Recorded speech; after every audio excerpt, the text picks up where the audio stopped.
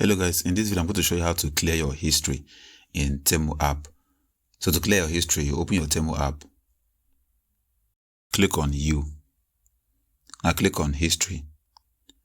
You're going to see the items you have browsed in the past, both the items you bought and the items you want to buy, mostly the items you have checked out in the past.